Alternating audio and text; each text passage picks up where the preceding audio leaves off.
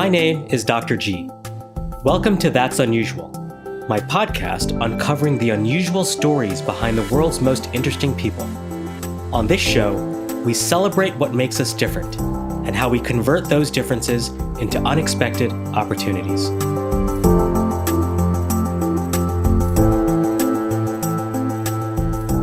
Welcome to That's Unusual. I hope you're enjoying these first several episodes. If so, you could help me out a great deal by subscribing on either iTunes, Google Play, or Stitcher and leaving me a review. My guest today is the highly unusual musician, activist, and conductor, Matt Butler. After a series of unexpected adventures that took him through the mystical land of India, Matt stumbled upon a new idea in 2001 that led to an improvisational musical project called Everyone Orchestra. Now 15 years running, Everyone Orchestra has toured the world at some of the largest music festivals, featuring a constantly revolving roster of musicians, including members of the Grateful Dead, Phish, the Fleckstones, Living Colour, Dave Matthews Band, Thievery Cooperation, and many other star-studded musicians. In this episode, Matt takes us on an exclusive behind-the-scenes view of Everyone Orchestra. He shares with us how music serves as a universal language to unite people of all backgrounds, stories of his greatest roadshow adventures, how this new genre of improvisational music has spawned a new breed of interactive and participatory performances. As you listen to this episode, I ask that you reflect on your own unusual stories and unique qualities that can help open doors to unexpected opportunities. And so with that, let's get started.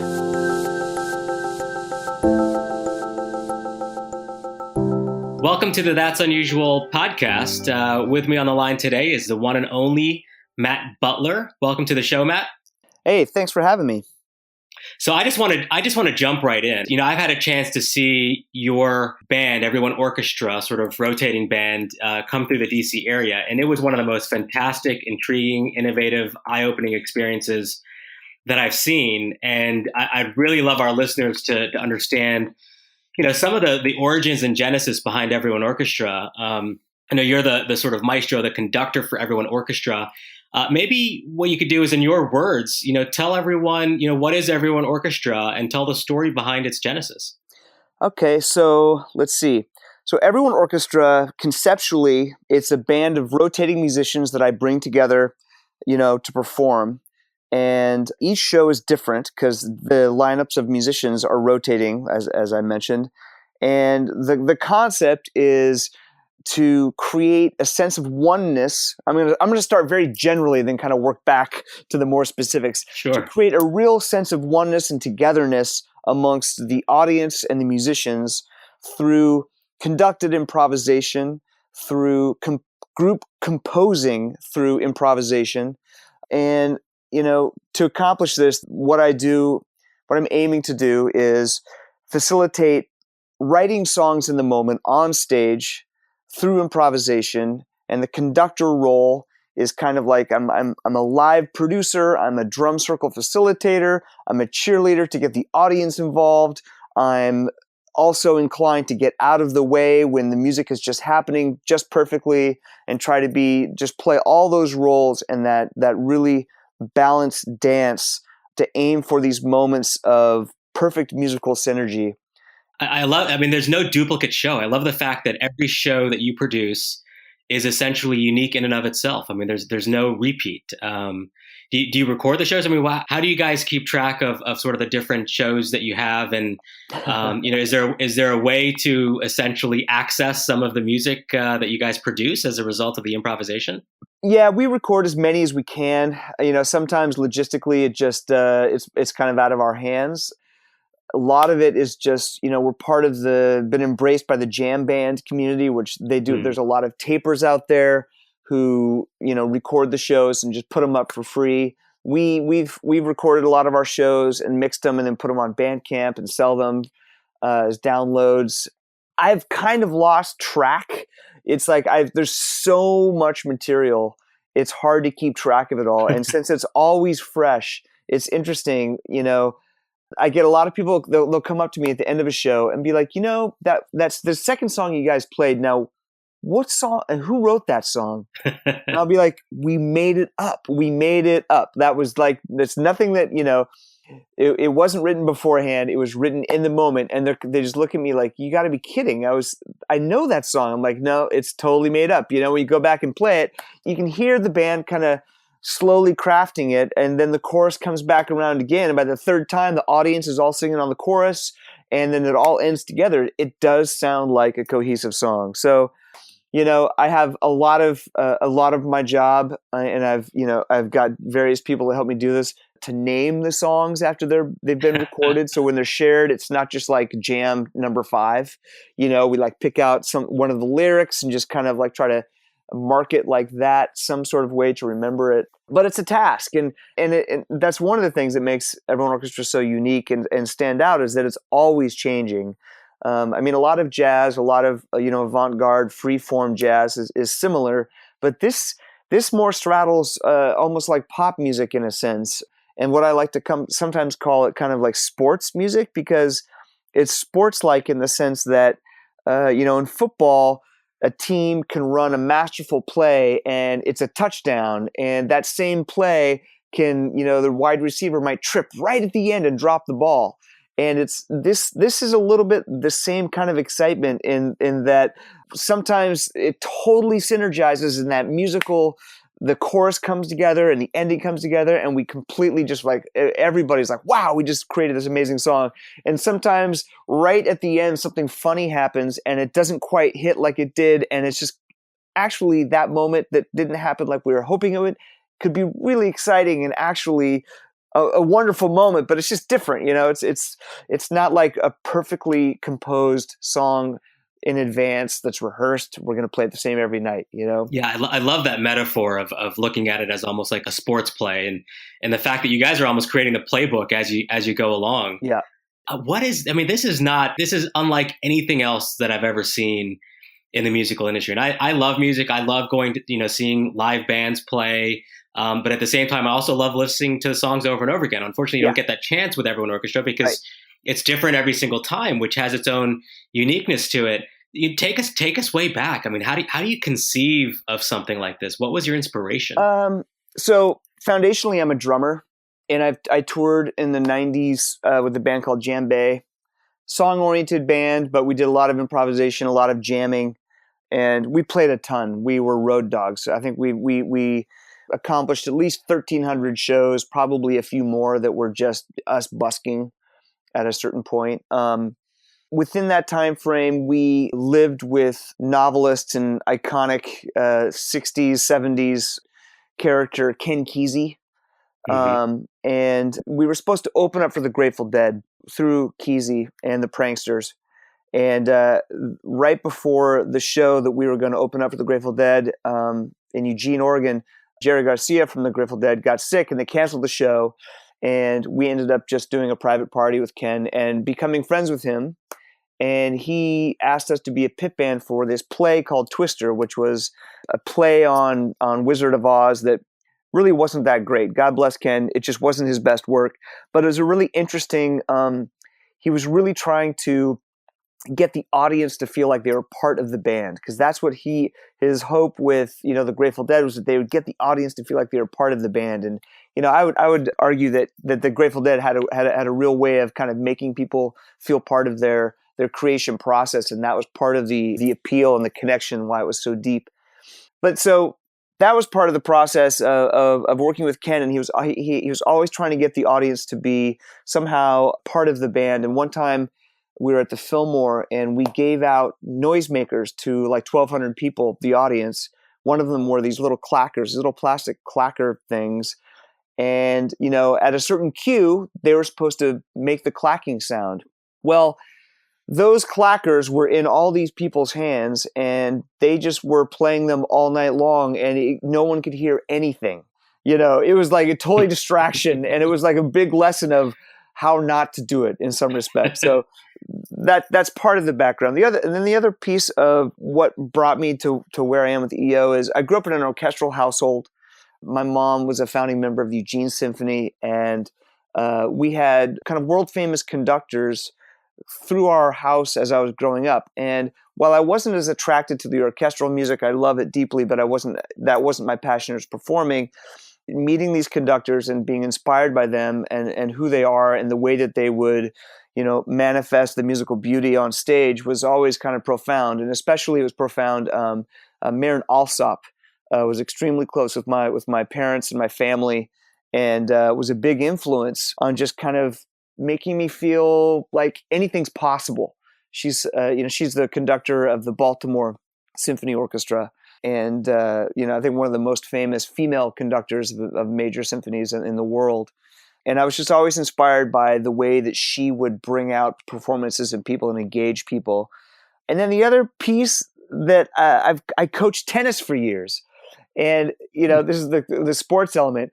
And when you're like running drills and you're getting people to play out points in a certain way, sometimes you'd hit this plateau where everybody was engaged, it was moving fast, and mistakes were being made. But through those mistakes, people were learning how to play better.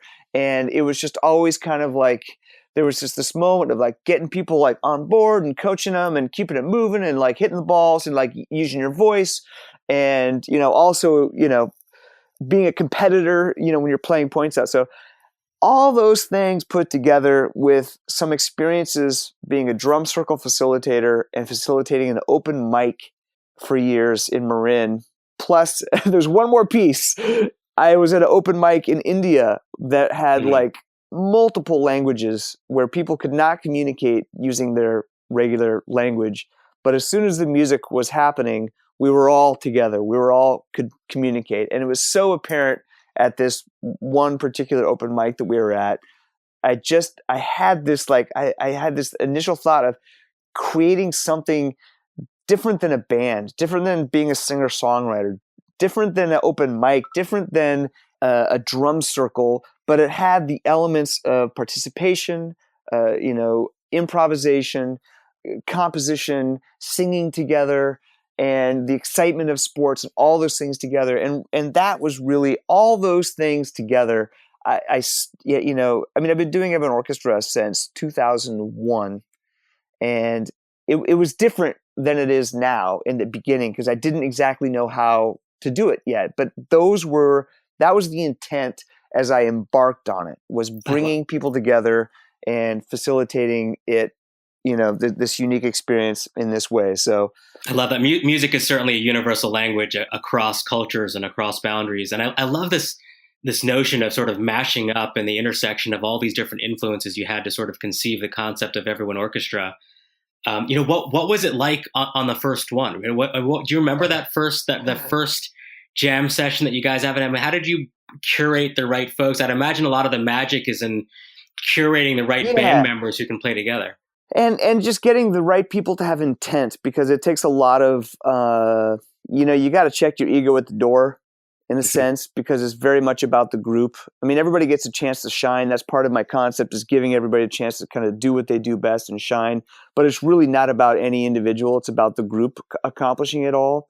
So, ironically, the very first Everyone Orchestra, we had a rehearsal, and like these days we don't really rehearse because it's like 100% improv most shows.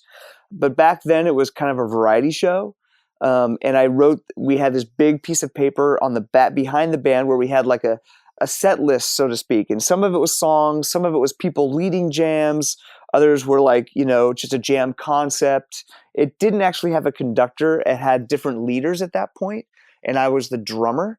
And actually, the very first Everyone Orchestra, my appendix popped, so I didn't actually get to participate in that one. So, and I almost died. I mean, it was kind of like, my wife always says, like, that was your birth, and you survived it, and then this is kind of it evolved from there. So it was literally all or nothing at that point. It really was, and I think that I created an element of togetherness and participation amongst those initial musicians that they all came back to. They had a great gig even without me, and I was convinced I was onto something, and the conducting part. I started to hire conductors because I was the drummer. And in about 2005, I started to conduct because I realized that the conductor was actually the most important piece to facilitating, a high quality performance or experience, like again and again and again, and having a different conductor every time. It was like, having a different conductor and different players, it was like way too random, and there's only so much randomness that people can handle.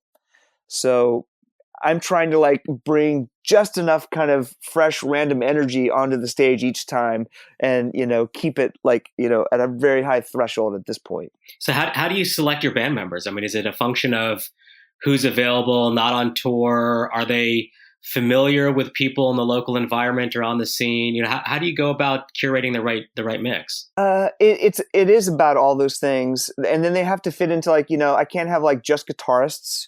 I want to obviously have a variety of instrumentation and personalities.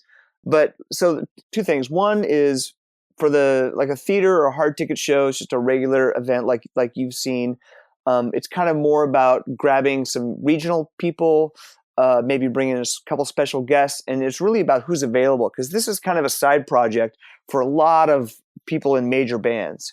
And, part of the success of it is that it's different than what they do in their regular band. And as Steve Berlin from Los Lobos, will tell me, he's like, I love to do Everyone Orchestra because it's like a spiritual stamp on my musical soul. I don't get a chance, to do this in my normal band. And I get a little scared and excited creating in the moment like this, that it just doesn't happen regularly anymore. And it's really good practice and good for my creative soul to come to this as part of my creative practice. So there's that. And then the other thing is at festivals, it's a lot about creating an EO out of individuals from bands that are already on site. And that's kind of one of my favorite things to do, because it's really easy for a lot of different people to participate in it. And those tend to be like the larger lineups. Sometimes I'll have like a choral section of like 8 singers. I'll have like 5 horns. I'll have 2 guitars and 3 people on keys. It's just like, it becomes like a really large kind of communal, experience. And, that's different than the smaller club experience. But I love them both because there's a refinedness or a refined ability of the smaller ensemble, like you've seen at Gypsy Sally's, to really compose the music on the spot. And then there's the largeness of all these people coming together, and we're composing music. It's just a little bit more loose, a little bit more phantasmagoric, if you will, but super fun. And I love all that. Yeah, I can see how that experience really works in a festival environment. I mean, I'd imagine, a lot of musical venues are dependent on sort of this notion of consistency and familiarity with bands to be able to sell tickets. And how do you sell in this concept to play at a venue where people really are coming for the experience and not knowing exactly what they're going to get? Has that been an issue for you? It's interesting. So all the things that make Everyone Orchestra unique, unusual, appealing, and beautiful also create issues in marketing, because it doesn't fit into the box. It doesn't fit into the same music industry box of like a manager, booking agent. The booking agent's like, I have this concept. It's different every time. We have Matt, the conductor, but it's different every time. So, it's really been about building relationships with people that believe in the concept, that have a relationship with what the possibilities are. I have a team of people that I work with now that build the lineups and do all the marketing. And I'm involved kind of in every piece still, and I think I will until probably till I die. But I've gone through different phases where I've done it all by myself, and it just like I'm facilitating collaborations on stage. I've been collaborating with either a famous musician as an anchor for building a lineup, or a band for building a lineup around the band, or a promoter, and just making something really special together. So they have some interest in what is being created. They want to see what's being created happen, and it can add, especially at the festival, it's going to be a celebration of the festival. It's going to be a reflection of who's there, and a reflection of the, of the festival bringing people together and the community being really alive. In a sense, I feel like, you're almost experimenting with an entirely new model within live music and entertainment. To some degree, I see a lot of, overlapping elements of what we consider or talk about in the sharing economy, right? If you look at Airbnb and you look at Uber, they're taking and utilizing individuals who are not necessarily may have some free time or may have some availability to essentially operate and do different things. And I feel like to some degree, you're tapping into some of the musicians who might be off tour and available and just sort of wanting to play, almost similar to the sharing economy, except for live entertainment. Yeah, I mean that's it's so interesting that I have all these different ideas of ways to managing people's availability is half of my job. Who's available when and where is a part of the question. It's like, oh, maybe I need an app like Uber for just the musicians to fill out when they're available, so we have it like on the spreadsheet. There you go, another opportunity right there. Yeah, and part of it was being in a band for me was a beautiful thing, but it's difficult. Because at least I didn't have it in me to continue being defined by being in a certain band. It's hard to have balance in your life after a certain part of your growth musically and otherwise. If you're locked into this creative relationship with 4 people and you're on the road for 250 days a year, 200 days a year, it's hard to keep other relationships going. It's hard to keep your own creativity going. And I just didn't see a future in that lifestyle for me. It was like I knew I wasn't going to be able to survive that personally. So I wanted to play with lots of different people. I wanted people to come and play my thing and not have it be like, we have 4 days rehearsal before you come do the one show. It's like just show up, bring your best self. We're going to create something beautiful. You're going to meet new people, and it's going to be mind blowing. That even before I knew exactly what I was talking about, that's what I was telling people, So I had to fit that bill, and I really think that I'm onto something with that now. Yeah, I absolutely think so. So we're in 2016. So this is, I guess, your 15 year anniversary. I mean, tell us. I mean, I'm sure it's been a crazy journey. You've played with some of the most prominent musicians out there that are well known and those who are not as well known. Tell us about some of the greatest highlights. I mean, if you look back 15 years, what are the 1 or 2 big memories that really stand out from the shows that you've done? Well, let's see. So, the 3rd and 4th show that Everyone Orchestra did, and I was living on the West Coast then. The first one was the one in Marin County that I got my appendix popped. I didn't get to participate. Second one was up here in Portland. It was pretty, the concept was gelling. The 3rd and 4th show were these gigantic shows in Ohio that were right around Phish, the band was playing in Cincinnati then, and we pitched this show to the biggest promoter there, and they jumped on our concept. They loved it, and so right out of the gate, we were doing 2,500 seat theater 2 nights in a row, and I had a budget that I'd never had a chance to work with, and I basically hired almost 35 musicians. This is not really knowing what was going to happen and just wow, it's a big stage, let's fill it up, it was, those shows were successful on every single level. I've never done one that big since then because it takes too much energy. It is too much energy to actually manage that, to get everybody there and have the right, I think we got really lucky there, but there was a cosmicness to that. There's a lot of people that were at those shows that are still deeply in my life musically and professionally. It's hard to, since then, and since I began conducting, and since they're all unique, part of my litmus of whether it was a good show is somebody comes up and says, that was the best Everyone Orchestra I've ever seen. And so far, every night, somebody's told me that. So, it's hard for, and I almost go into a trance when I'm performing. And unless I get a chance to, listen to the show, it just goes through me. It's hard to remember it. It's a blur. Because it's all, people, I'll get a clue of, oh yeah, we did that one song that was all about flying in the, a banjo and a hot air balloon, and I'll remember that song, but so much of it just goes by and incredibly fast. We'll play a 90-minute show and compose 6 songs in the moment, and it's just everyone will look at me like, wow, we're that was it. I was like, dude, we've been playing for almost 2 hours. They're like, wow, it just, because you're so present, you know? Yeah, I could certainly attest to that. Now, in the world and territory of improvisation, obviously it comes with some snafus. I mean, you got to have a sense of humor, I'm sure, when certain mistakes happen. And, are there any memorable but fun hiccups that you remember from some gigs that you've done? Early on, less so now. We have a certain element of the production down. It's like the scariest things for me about Everyone Orchestra is like stage setup. If there's too many musicians on too small of a stage and in too small of a time to play, it's like the concept won't work. And it's a little bit like, putting, lab rats in a stressful environment, And so a few times early on, I booked, like, actually it was the 5th and 6th shows, after those super successful shows where I booked too many musicians down in New Orleans during Jazz Fest on too small of a stage with too little time to play. And it was like, I had the Derek Trucks band.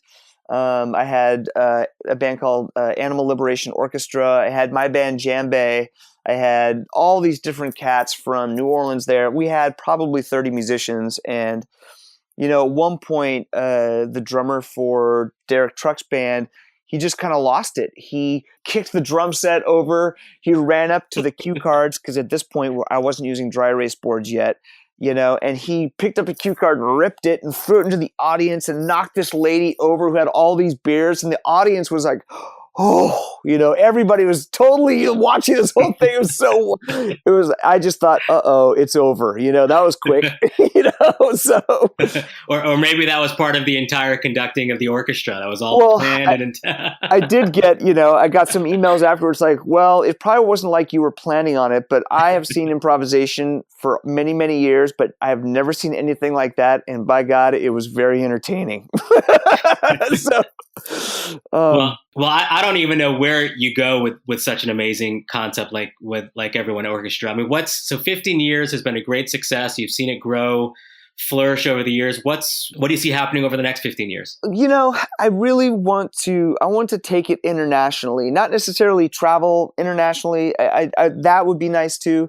But this idea that, music is the common language of people and of all these different peoples around the world. I really think this could be a meeting ground. It's a melting pot. It's a true melting pot. And, take it to, where we can have musicians from all these different nations, from all these different religions, from all these different languages coming together and being an exemplification of how we can get along, how we can operate together, And I think that's kind of the true potentiality of this, that I've persevered for 15 years. I want to do it for the rest of my life.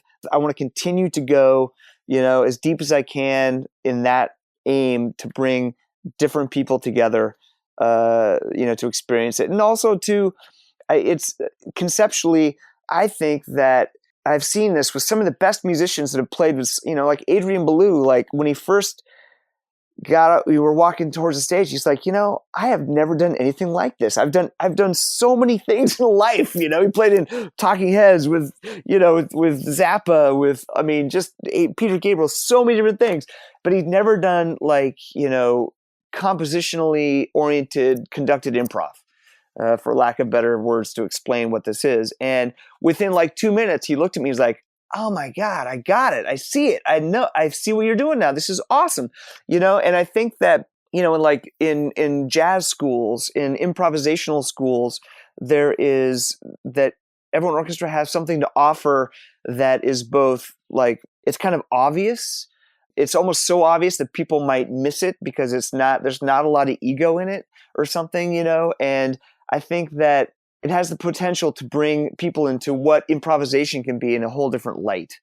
Even if people aren't like master musicians, being able to participate in something that's being created in the moment and acknowledges being created in the moment, and that there's a fantastical kind of spiritual thing about being really in the moment with a lot of different people. And, initially, my degree, which, you maybe don't put this in there. I didn't finish my college degree. I was really close, but then I went on tour and I never came back. I'm still living exactly what I was what I had mapped out my own degree, and it was a combination of spirituality and music, and societal groups. That was something to that degree. It had to do with as I was working on like how the Grateful Dead, the gospel church had influenced me, of like where music is bringing people together, the potentiality of how it could like help heal. And it wasn't about any specific religion. It was about music being this language that can bring people together and really spark change, spark inspiration, spark empathy between people, and that sort of thing. So, well, I think that's great. I mean, you're pursuing your passion, you're living your dream. It can't be more inspiring than that. Your vision is truly innovative, very inspiring. Sign me up for that next chapter. I think it sounds fascinating. Nice. I'd like to. I think this is a great segue into sort of the next segment into the interview. What I like to sort of call rapid fire fill in the blank Mad Libs. Yep. So if you're ready, we'll just shoot right into those and get inside the head of Matt. Let's do it. All right. First question: the best piece of advice I ever received was? I was told by my high school jazz teacher, and I don't think this is the exact quote, but it was something I lived this. That Miles Davis said something to the effect of, "There are no mistakes, only opportunities." Love it. I am most curious about the collision of spirituality, participating in sports, and improvisation, and where they intersect and how they bring people together. All right. If I had to write a book about myself, in a sense, an autobiography, the title of the book would be? Conducting Improvisation. Standing. Let's see. God, I gotta be on my toes. Leading and not getting in the way of creating beautiful music. Oh, that wasn't as good as I was hoping, but something like that. I got a subtitle with that one. I love the juxtaposition of conducting improvisation. I think that's really cool. Yeah, I mean, right? All right, if you could invite 3 people over for dinner, dead or alive, who would you invite and what would you talk about? 3 people is a tough thing. I would invite, or 1 or 2, whatever you think. I'll say 3 people: Leonard Bernstein, the conductor, Frank Zappa, and Miles Davis. Oh, all musicians. Okay, so what would you talk about? About music improvisation, about crowd interaction, about the potential of human nature, about the potential of where music could be in everything from, like solving the world's problems. Mm-hmm. All right. So last question, on this podcast, we like to celebrate the things that make us different and make us unique. And we identify that in terms of being unusual. So if you had to fill in the blank, how would you fill in this blank? I'm unusual because. Oh, God. I'm unusual because I thrive on constantly bringing the best out of individuals and groups of talented artists around me. All right. Very good. Well, that wraps up the rapid fire questions. And this was such an insightful and inspiring conversation with you, Matt. And for those listening, if you have not seen Everyone Orchestra, please go and find where they are playing and go check them out. It is so much fun. You even have this great outfit that you put on as a conductor. And it's really more than just music. It's a full experience. So I hope everyone listening goes at some point and checks out, Everyone Orchestra in a live venue at some point. But if they can't see you live at this point, where can they find more information about you, about the band, about where you're touring, or anything else related to what you do? Everyoneorchestra.com, or just Google Everyone Orchestra and all kinds of stuff will pop up. All right. Well, there you have it. Thanks for being on the show, Matt. It was a delight talking to you. Thank you so much for having me.